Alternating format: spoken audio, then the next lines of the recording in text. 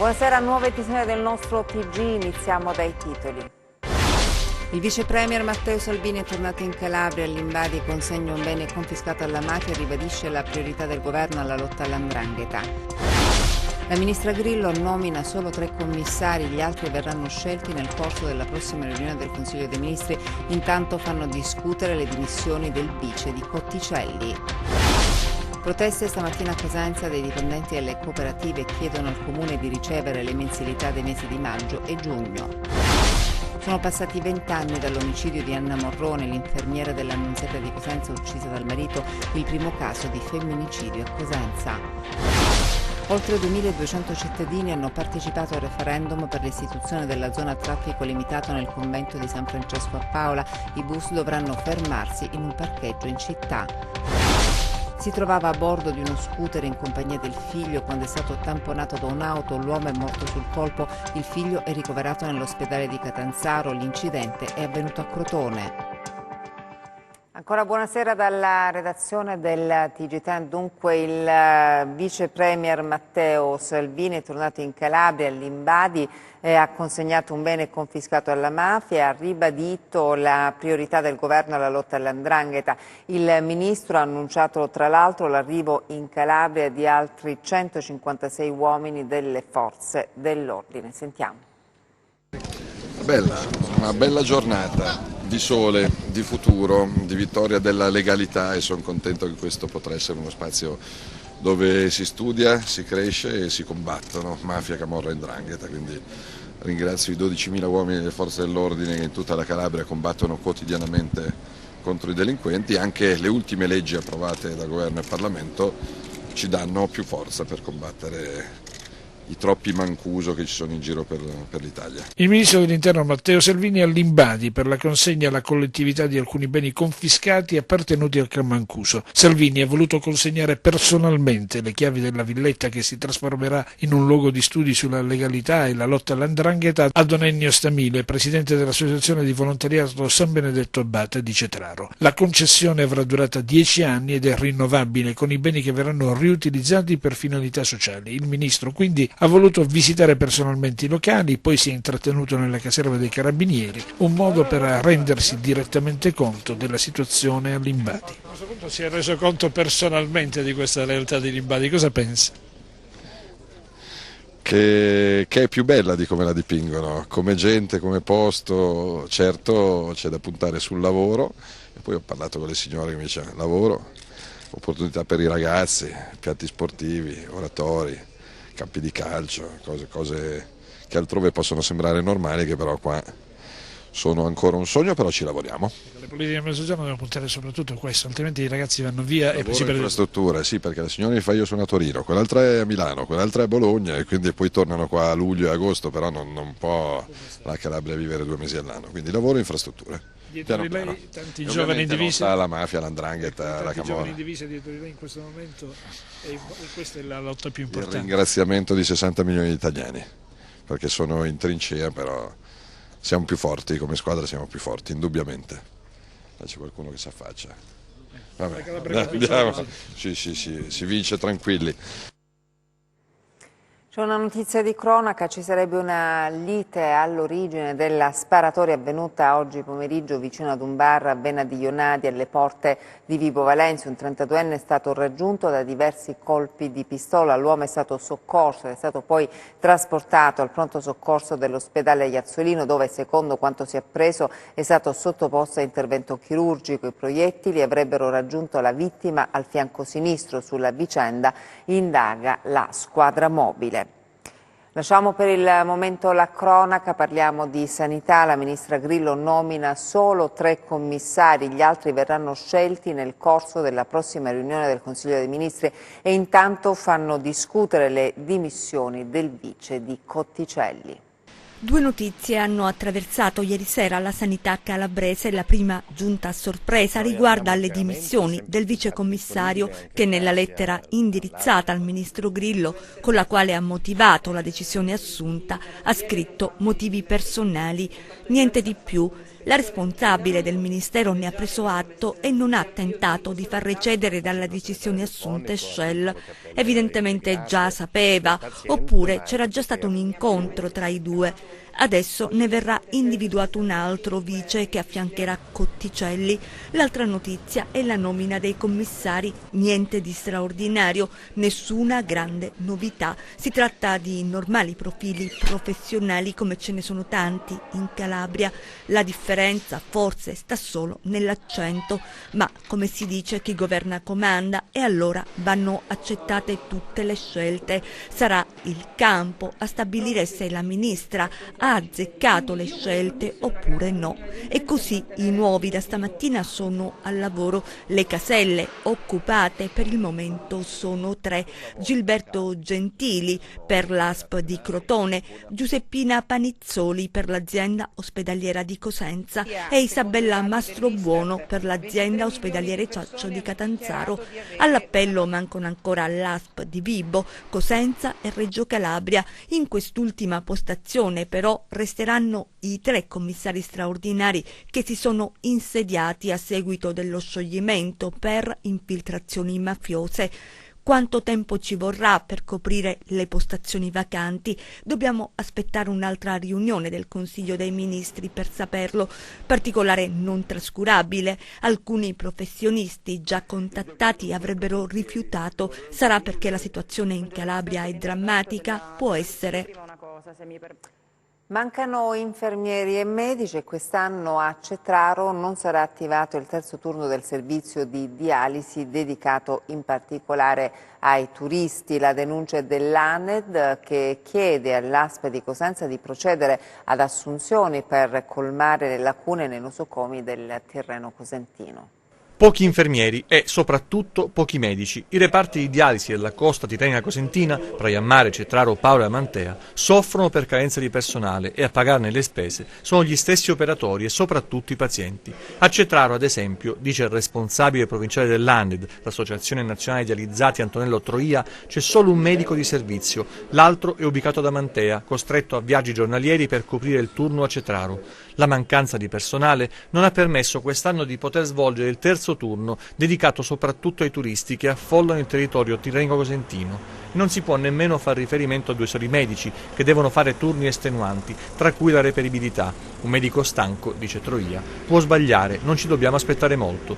Ma alla direzione dell'ASP cosa aspettano a mandare personale medico e infermieristico per rimpinguare le lacune che sono presenti ormai da tempo e che, si chiede il responsabile dell'ANED, stanno di certo danneggiando il proficuo lavoro fatto nei vari comparti degli ospedali del territorio. Giovedì scorso, dice Troia, il generale Cotticelli ha inviato una lettera ai direttori generali delle ASP sollecitando di accelerare le assunzioni già autorizzate con decreto. Si tratta di 7 medici, di cui uno andrebbe a Cetraro. Il mio appello, conclude, è per il direttore generale dell'ASP di Cosenza, Sergio Diego, che si adoperi a formalizzare le indicazioni in tutta la provincia del personale medico. I medici fanno ciò che possono. Non si può pensare di mandare avanti un ospedale come quello di Cetraro senza risorse. Bisogna dare a noi pazienti le risposte che meritiamo.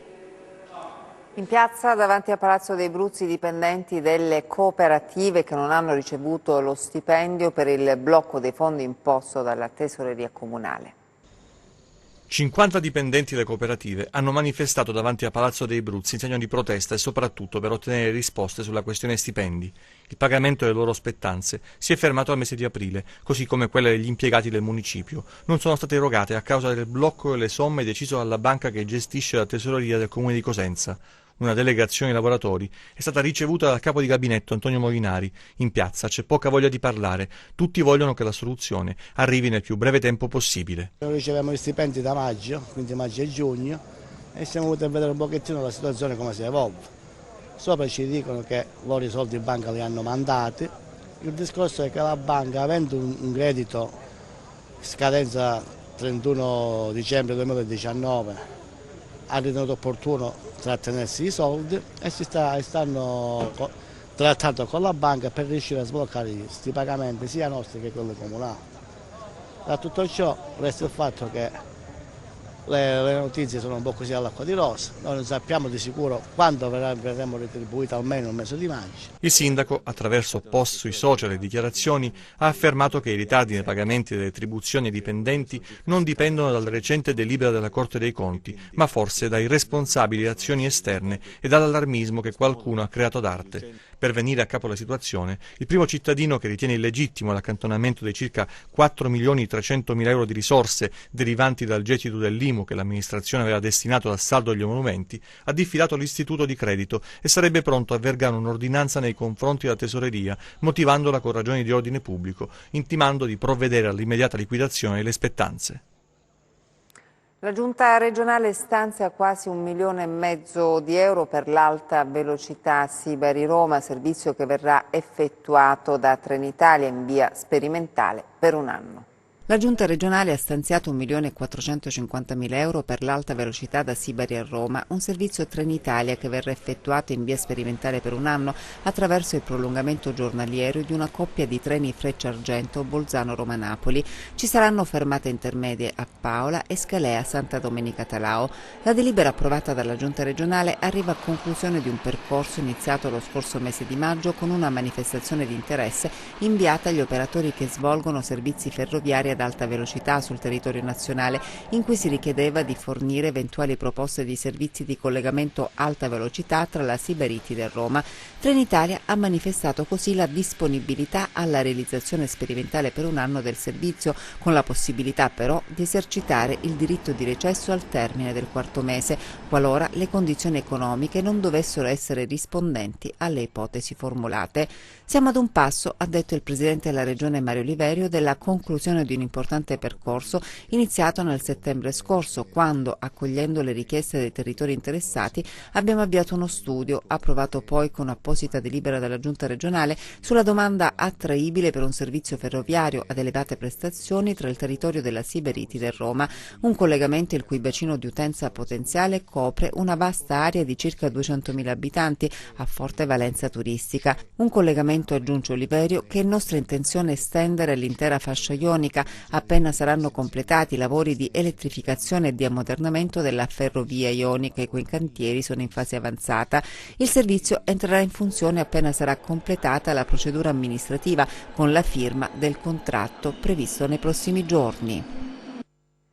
Oltre 2.200 cittadini hanno partecipato al referendum per l'istituzione della zona a traffico limitato nel convento di San Francesco a Paola. I bus dovranno fermarsi in un parcheggio in città. Sentiamo.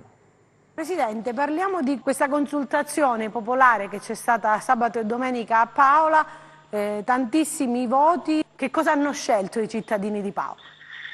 Sì, intanto a Paola sabato e domenica si è tenuta questa consultazione popolare che ha registrato una grandissima partecipazione di cittadini, 11 seggi dislocati tra nord e sud della città, con oltre 30 volontari impiegati che hanno mantenuto i seggi aperti dalle 8 alle 21 nei due seggi principali della piazza del Corso Roma fino alle 24. Quasi 2.300 votanti, di cui 1.200 i sì per appunto l'istituzione della zona ZTL per i pullman turistici che giungono da fuori per raggiungere il nostro santuario di San Francesco di Paola. L'iniziativa consiste appunto di far allocare i pullman turistici nel centro cittadino e con un sistema di circolazione con navette portarli al santuario. Ciò permetterà appunto ai turisti di visitare le bellezze storiche, architettoniche e religiose della nostra città, dal Corso Roma alla Piazza del Popolo, Casa Natale del Santo, le bellissime chiese che noi abbiamo, a sud il complesso di Badia, a nord la chiesa epogea di Sotterra, insomma un sistema per riempire la nostra città, così come avviene in gran parte le città della nostra nazione che hanno nel turismo religioso un punto di forza. Hanno votato in 2.300 quasi, con 2.200 sì e 67 no. Ciò significa che c'è stata una grande spinta da parte dei cittadini a questa iniziativa. Ora toccherà a noi concretizzarla e portarla avanti. Sono passati 20 anni dall'omicidio di Anna Morrone, l'infermiera dell'Annunziata di Cosenza, uccisa dal marito, è il primo caso di femminicidio a Cosenza. Il biglietto è scritto a mano perché le emozioni hanno bisogno della calligrafia di vocali e consonanti imperfette che riflettono il dolore mai sopito. 20 anni fa, era un venerdì, fu uccisa dal marito a Cosenza Anna Morrone, un omicidio, anzi un femminicidio, anche se allora non si chiamava ancora così, che sconvolse la famiglia e la città. Oggi, in una missiva inviata in redazione, il nipote Fabrizio Scarpelli ricorda quel maledetto 2 luglio 1999 che, scrive, cambiò per sempre la nostra vita. Hai lasciato un vuoto incolmabile perché eri una mamma, una moglie, una lavoratrice esemplare. In ospedale dove lavoravi tutti ti ricordano ancora per l'immensa umanità. Anna quella mattina uscì come sempre per andare al lavoro all'Annunziata, un bacio al figlio, non sapeva che sarebbe stato l'ultimo, un bambino, oggi un uomo, che ai nostri microfoni qualche anno fa ha ricordato quella tragica estate. Ricordo soltanto un buio totale, che sono stato praticamente l'ultima persona a sapere di questo gesto folle che ha fatto mio padre. Purtroppo non lo auguro a nessuno. Di quel giorno ricordo che mi sono vestito in fretta e sono corso in ospedale dove lei lavorava e non mi sono neanche reso conto, avendola a 50 metri da me, che era sotto il lenzuolo bianco. Il suo bene più prezioso sono le foto di quella mamma che lo ha sempre protetto, di cui ricorda la 500 bianca e il lavoro in rianimazione. Il padre, Franco Vigna, dopo aver ucciso Anna, è stato ritrovato senza vita dopo giorni e giorni di ricerche. La ferita nel cuore di un ragazzo, incomprensibile frattura per i più. Lui con coraggio ha risposto anche alle domande più scomode. Ha perdonato suo padre. Sto cercando di farmene una ragione e di capire questo suo gesto, ma a volte non riesco, non so. Anna è quell'amore sbagliato, infelice, lui un uomo violento che aveva denunciato, ne aveva paura, ha cercato di difendersi fino alla fine. Quel tragico mattino non ce l'ha fatta scappare, lui l'ha uccisa. Forse però, come dice chi le vuole bene, lei non è morta, se a distanza di 4 lustri le scrivono ancora, salutandola come fa Fabrizio. Da quel giorno nel cielo si è diventata la stella più luminosa, continua a brillare per sempre. Ciao zia Anna, il tuo ricordo vive per sempre nei nostri cuori. E adesso i nostri 100 secondi di cronaca.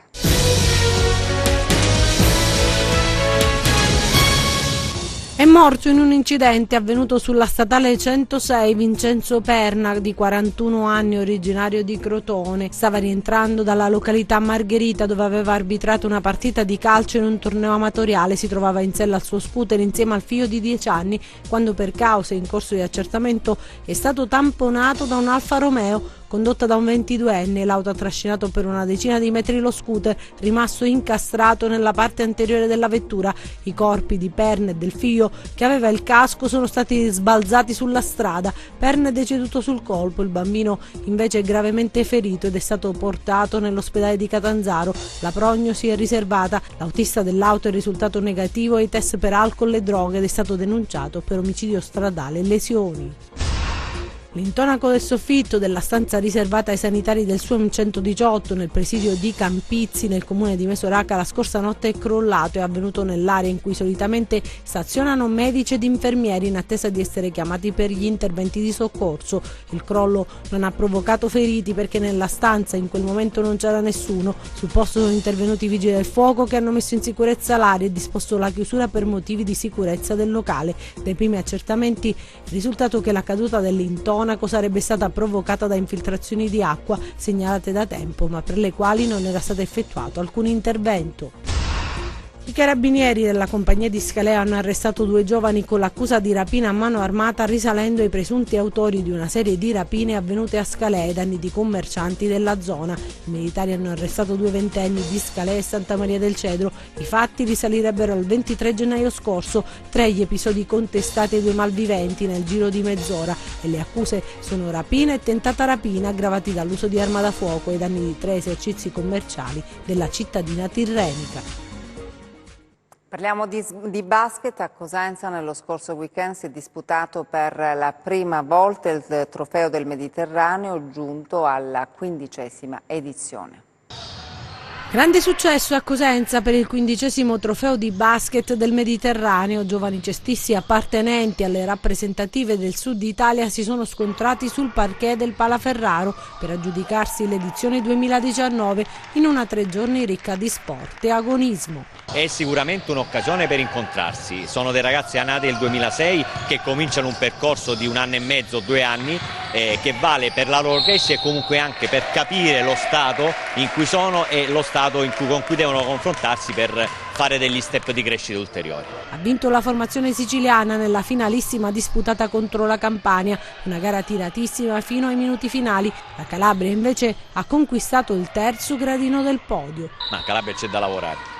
C'è da eliminare alibi, scuse, mettersi giù, lavorare nell'interesse dei ragazzi con progetti sostenibili che abbiano sicuramente dei presupposti economici importanti, ma soprattutto delle competenze tecniche specifiche e di sostenibilità. E allora probabilmente un passo alla volta riprenderemo a crescere come una volta facevamo. Organizzazione impeccabile per la prima edizione che si è svolta a Cosenza. È il giusto coronamento di tutta l'attività che sta facendo pure il comitato provinciale, c'è molto fermento, sicuramente questa è un'ulteriore occasione anche per loro, anche per la provincia di Cosenza. Vediamo tanti allenatori, tante persone, sono venute a vedere tante società, le partite, va benissimo, Cosenza ci sta dando una mano, sta dando una mano al territorio regionale per crescere sicuramente. Ma anche un'occasione di formazione per la classe arbitrale. Questo torneo è stato ed è un punto importante per la formazione dei giovani arbitri per ciò che riguarda i primi rudimenti della scuola arbitrale, ovvero le segnalazioni, i movimenti in campo e soprattutto, come è avvenuto stamattina per il PAO, per la formazione e la conoscenza del gioco. E adesso le previsioni del tempo.